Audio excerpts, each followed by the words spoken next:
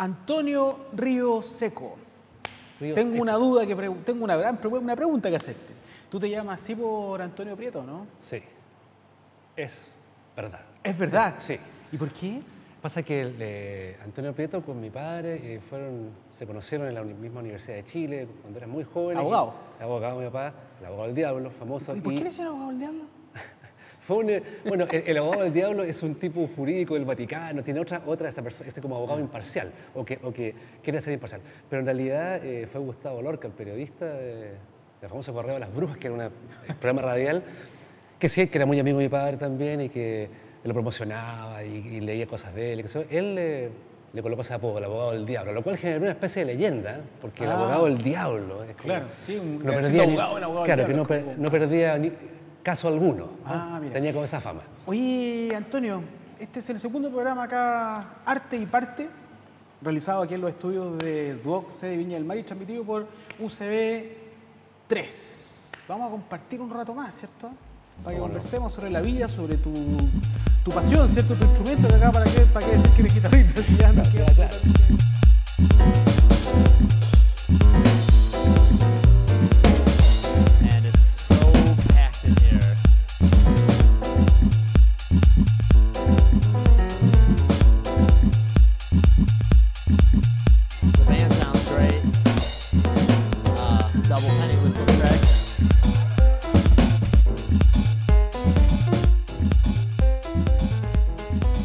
Antonio. ¿Estamos de vuelta, no? Sí, hemos vuelto. Ok, ya, perfecto. Oye, esta cosa, entonces, por tu casa tiene que haber circulado mucha gente vinculada a la artística, ¿cierto? Desde niño. Sí.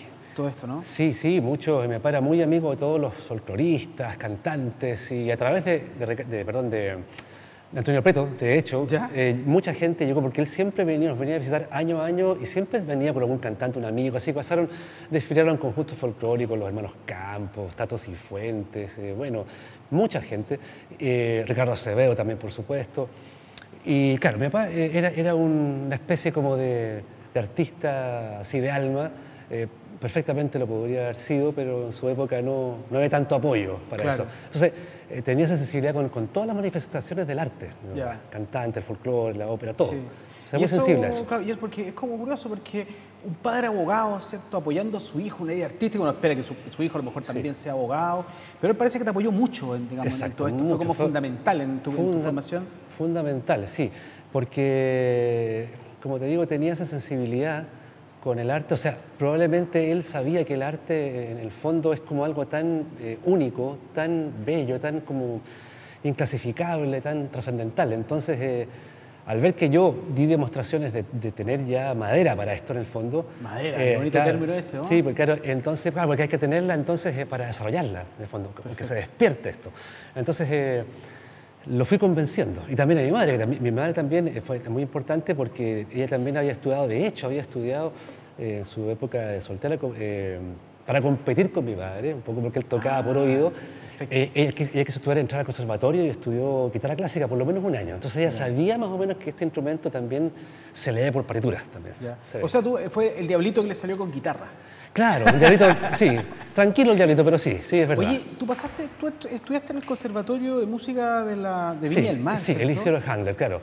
Sí, yo partí en el conservatorio y luego fui profesor muchos años y ahora soy director, así que se puede decir que vamos bien. ¿Estás dirigiendo ahora? Sí, director académico, claro, nombrado el año pasado recién, sí. Oye, pero en esos años, no sé, yo tengo la idea que en esos años la municipalidad, digamos, se preocupaba mucho, digamos, del tema artístico. También el tema, digamos, de la Escuela de Bellas Artes, ¿cierto? Sí. El mismo concurso de ejecución musical, ¿cierto? ¿No? El Festival de Viña, partamos, digamos, de eso. Sí. ¿Tú sientes que ahora esa preocupación a nivel general, digamos, por el desarrollo, digamos, de artistas como tu caso, digamos, como intérprete, ¿cierto? Se ha perdido un poco, ¿no? Yo pienso que sí, pero yo debo ser también claro que de todas maneras Viña, se podría decir, ha sido mi casa, mi ciudad donde yo he crecido y hice mi carrera. Yo, digamos, ya hice mi carrera de músico y el apoyo ha estado, se puede decir. Sin embargo, siempre falta porque hay ciertos Por ejemplo, las circunstancias nos están afectando últimamente. El terremoto de 2010, por ejemplo, Claro. nos dejó con muchas salas en el suelo, como por ejemplo el municipal, que bueno, se va... Bueno, lo están reparando. Lo van a entregar luego, y eso sí, ha sido luego. una merma muy importante Sí. para todo tipo de actividades y de expresión y de extensión de lo que se hace. Ha salido caro también el arreglo, Sí, tiene una no se cifra puede, enorme. exacto, no se puede negar que la municipalidad igual al conservatorio lo apoya y de cierta manera lo financia en gran parte. Falta, por supuesto, más, pero no se puede negar eso. Y, porque en realidad, no solamente en Viena, sino que yo creo que a nivel país falta, o ha faltado.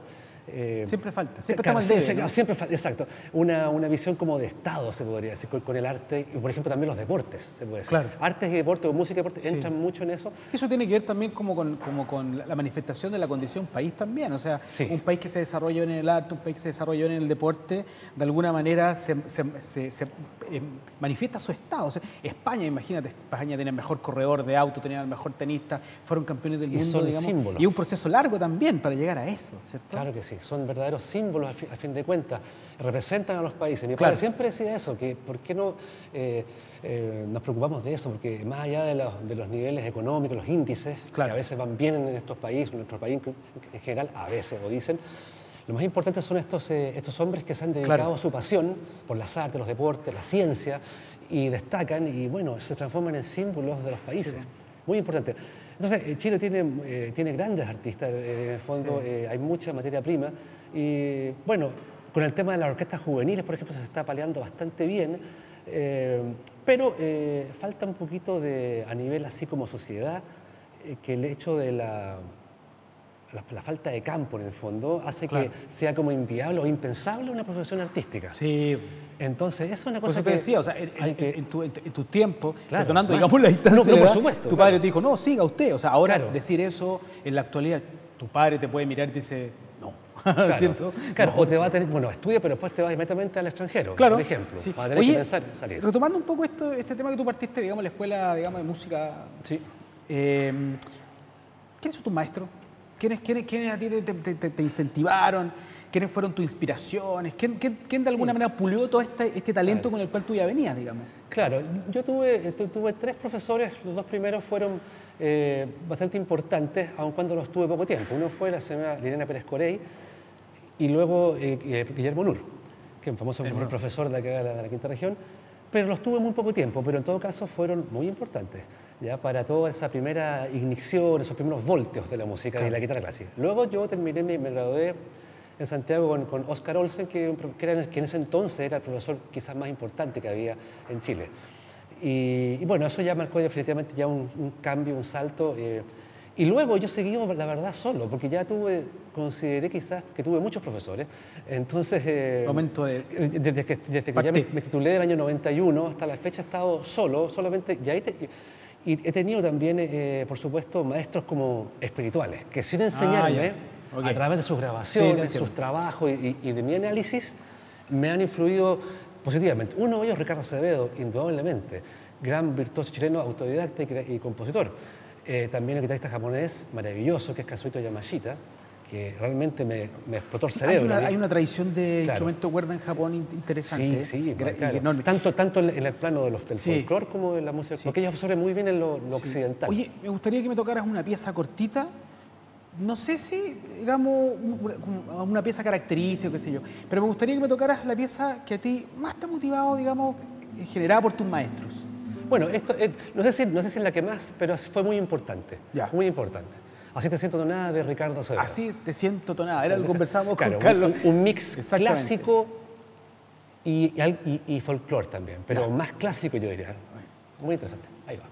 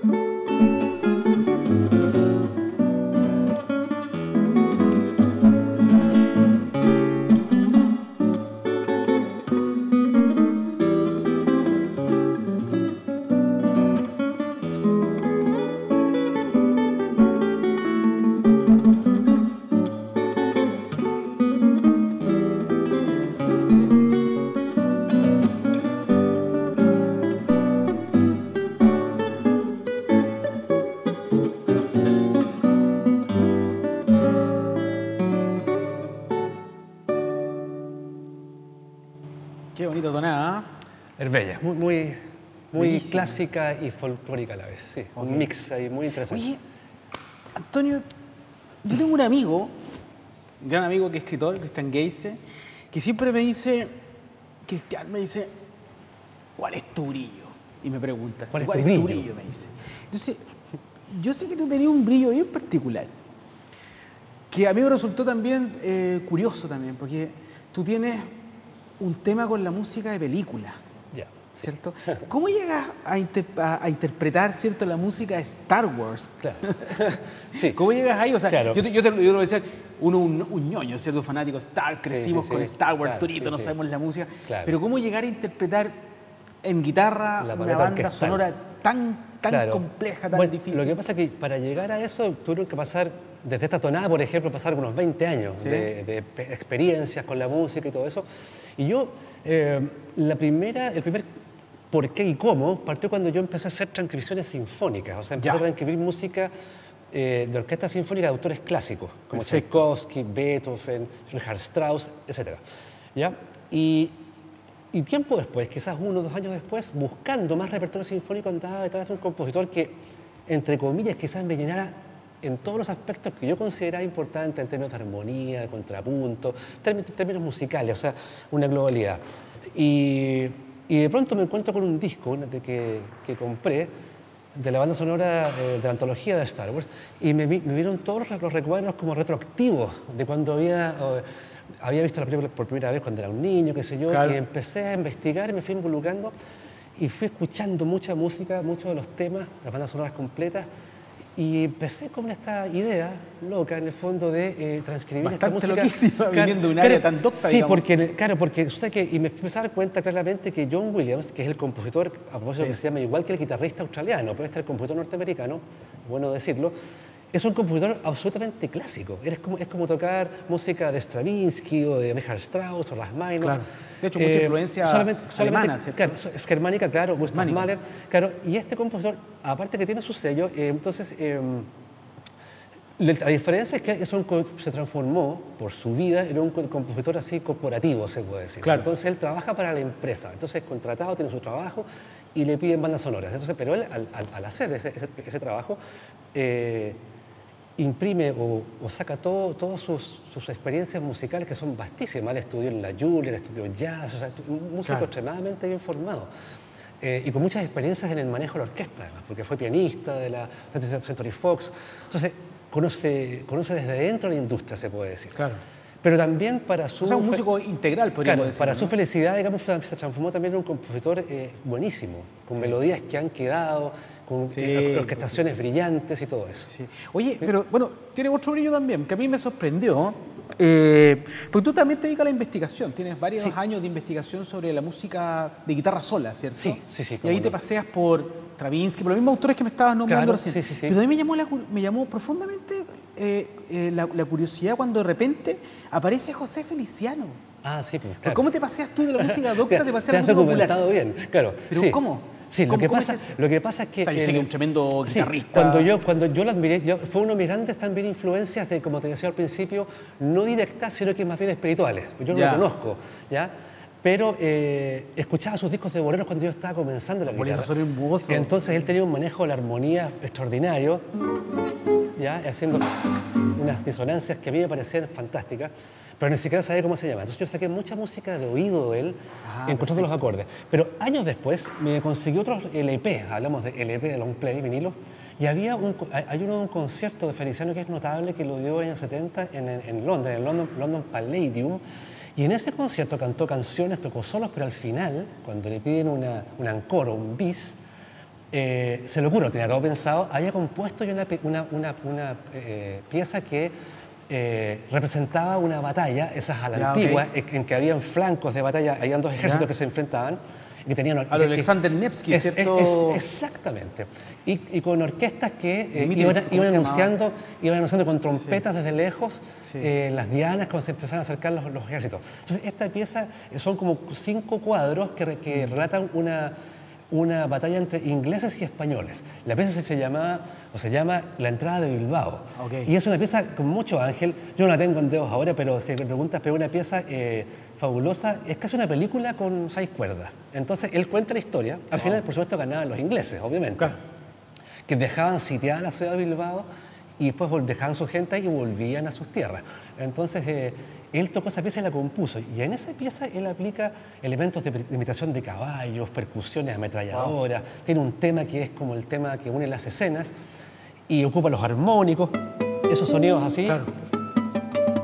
Y, por tanto, yo investigando, me fascinó la pieza, la saqué de oído. También yo siempre fui trabajando esa práctica de, si no tengo partitura, bueno, con mis conocimientos y mi práctica, me la fabrico desde el sonido, hago un trabajo inverso. Perfecto. Entonces, lo hice también con esa pieza y averiguando, después supe que José Feliciano admiró siempre mucho la guitarra clásica. De hecho, Andrés Segovia, el gran guitarrista español, que es como el padre de la guitarra clásica del siglo XX, entonces ahí está un poco cómo llegó y cómo las cosas se juntaron, porque él hizo una obra bastante clásica, siendo un cantante popular que ocupa el jazz o el tipo flamenco.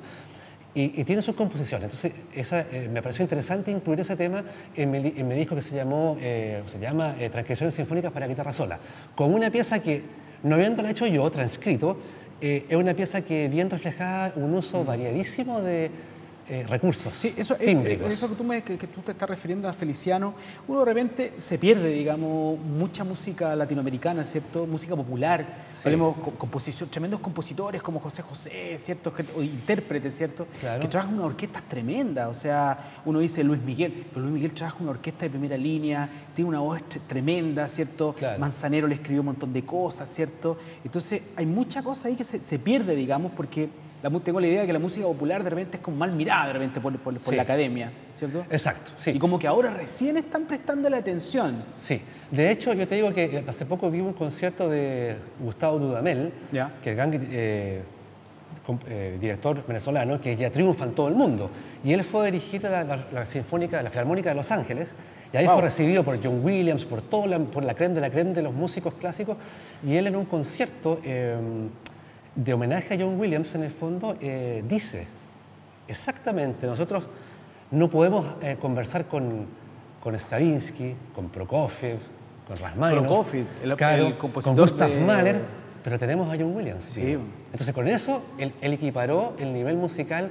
Dijo claramente, John Williams es un compositor que arranquea en ese mismo nivel. Perfecto. Solamente que es un compositor, como te decía yo, corporativo, que trabaja para la empresa. Oye, yo sé que Acevedo fue uno de tus grandes maestros, ¿cierto? Sí. También directo y también bastante espiritual, se podría decir. Bastante espiritual, porque él, como fue un autodidacta genial, tipo Paco Lucía, en el fondo, él, tal como Paco Lucía, fueron guitarristas que desarrollaron una técnica y una creatividad que uno no se explica de dónde salió. Realmente. Perfecto. ¿Tú podrías tocar una...? Bueno, tocamos, toqué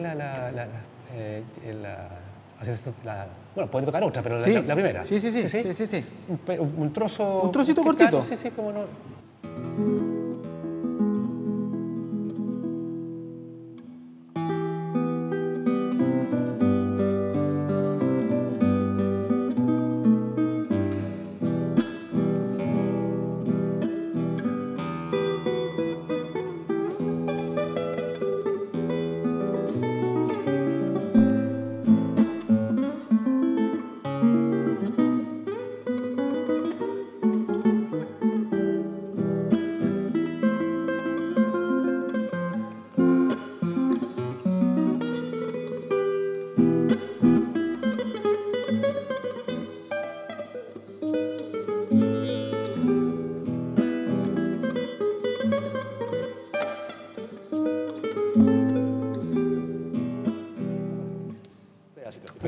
Claro. Oye, tú tienes una carrera docente también, ¿cierto? Hace clases aparte de la escuela, eres director de la Escuela de Música, ¿cierto? Ahora. Sí, director académico del Conservatorio Municipal y también ejerzo como profesor de guitarra de la carrera de licenciatura en música de la Universidad de Valparaíso. Perfecto. Y también estábamos conversando, ¿cierto? Fuiste preseleccionador del último concurso de ejecución. Sí, la última mención del año 2017. Del concurso Luis Sigal, mención guitarra clásica, sí. Oye, ¿se le ha ido perdiendo un poco la importancia o no a este concurso de ejecución Yo musical? pienso que la importancia la tiene, porque este es un concurso que está dentro Pero, de... pero ante una cosa gigantesca. Claro, él pertenece a la Federación Mundial de Concursos de Ejecución Musical, por lo tanto es muy importante y es muy complejo, tiene un nivel de exigencia muy grande. Sí. Lo que está perdiendo, creo yo se lo he comentado un poco a los organizadores, que está perdiendo un poco por esta misma falta de teatros, por ejemplo, porque se tiene que hacer en el Congreso. Tú dices por un tema como casi de locación. Claro, porque antes todo era ahí. Y falta inyectarle un poco de energía en términos de la producción, me encuentro yo, para sobre todo las finales, porque arman conciertos, por lo mismo que hablamos. No es que los músicos sean malos, todo lo contrario, son muy buenos, los directores también, pero como siempre hay poco tiempo, poco dinero, poca inversión, creo yo, se ensaya en una tarde, si es que los 3 conciertos de la final. Oye, entonces en la final se producen algunos problemas. Sí. Tú participaste el año 93, ¿cierto? Sí, ¿Cómo te fue? Mira, yo sé, como dice el dicho, pasé sin pena ni gloria, pero pasé, pero postulé. Lo que pasa es que, estar ahí, haber estado, es importante. Claro, haya que quedar. Ese año, yo digo, fue extraño porque quedamos muchos chilenos. Generalmente quedaban 3 y fuimos un lote como de 8. Éramos casi un equipo de fútbol, se podría decir. Muchos chilenos. No sé por qué se produjo eso, que había tanto guitarrista chileno. Mucho, encuentro yo. Pero bueno, yo venía de Alemania, había estado una beca, entonces llegué un poquito... No llegué con mucho ánimo a participar. Sí. Sin embargo, yo encuentro que lo hizo bastante bien, y sobre todo con la obra chilena obligatoria, que era de Pablo, todavía me acuerdo, de Pablo Délano. Y me sentí bastante bien con mi participación. Fue comentada hasta cierto punto que fuera, pero no sé, ahí los concursos tienen una dinámica especial. ¿Y si te ofrecieron tocar rock, por ejemplo, cambiar la guitarra, ponerte una guitarra eléctrica, ¿cierto? Vestirte negro, por ejemplo? Claro. ¿Tocarías rock o no? ¿Quién sabe? Lo que pasa es que igual la música clásica es un mundo que, a pesar de los años, que no son pocos que llevo en esto, todavía presenta a uno muchas interrogantes. Claro. Se estudia siempre. Claro, todavía hay muchas... De hecho, mira, te lo cuento de otra manera. De hecho, Claudio Arrau, nuestro gran compatriota, que falleció ya, pero que fue uno de los más grandes pianistas del siglo XX, él decía... Dentro de sus 80 años, decía que él pensaba que todavía no sabía tocar bien el piano, o sea, imagínate. O sea, obviamente una exageración, pero te refleja que en la música clásica el camino es como infinito. Y una vez que tomaste ese camino... pero te puedes ir por la música popular también. Pero lo que sí te puedo decir es que lo más importante para un músico es tener la mente clara y abierta.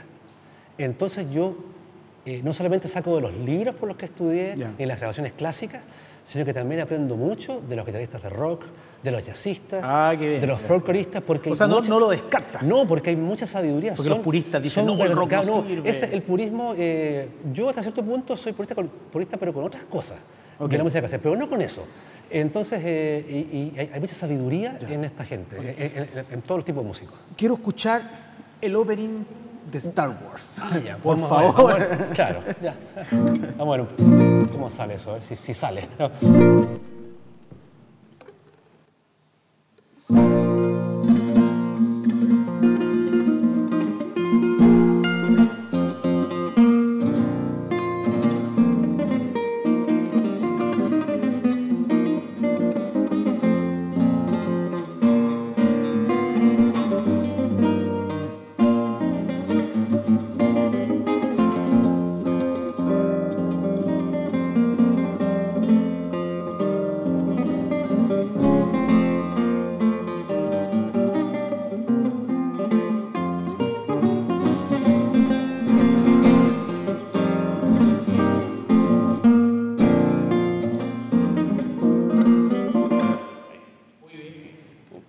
Una idea. Para la próxima preparamos... Ya, yo solía hacer conciertos de Star Wars hace 10 años atrás, un Star Wars concert. Tocaba mucho y tocaba, ponte tú, 15 piezas de la saga. Ahora te cuento que yo saqué en 2015 un disco doble, apoyado por la Universidad del Paraíso, que finalmente pudo salir y grabé todo lo que hice con Star Wars. Son 48 piezas. Es un disco... Es como mi máxima expresión artística hasta el minuto. Antonio... Te vas a morir con la guitarra bajo la mano, bajo el brazo, ¿no? Sí, yo espero que no me dé... Mira, muchas veces hay una frase que... El diablo con la guitarra. Claro, dice por ahí un par de cosas. Uno, la idea es continuar si es que hasta cuando uno pueda, porque y saber salir, de retirarse antes que la música te deje. Es una clásica frase. Pero la carrera musical, yo llevo 35 años, no comencé de niño, yo comencé a los 17. Entonces, pero era muy joven igual, y me dediqué muy intensamente. Y la carrera musical puede durar, no sé, 50, 55 años. O sea. Te agradezco mucho haber estado en en este segundo capítulo, digamos, de Arte y Parte. Así que te doy las gracias, digamos, por haber participado, habernos deleitado acá tocando la guitarra, digamos, Star Wars, que fue una ñoñería para todos nosotros. Por supuesto, Así que te doy las gracias nuevamente y nosotros nos estamos encontrando pronto en otro capítulo en Arte y Parte, acá desde las grabaciones del estudio de Duoc UC, Viña del Mar, y transmitido por UCB 3. Así que nos estamos viendo en otra oportunidad. Muchas gracias, ¿no? Por nada, gracias a ti. Fue una ñoñería tremenda. Sí, muchas gracias, fue muy entretenido estar Y qué increíble, porque una orquesta, yo Will, claro, renuncié a ser esencial.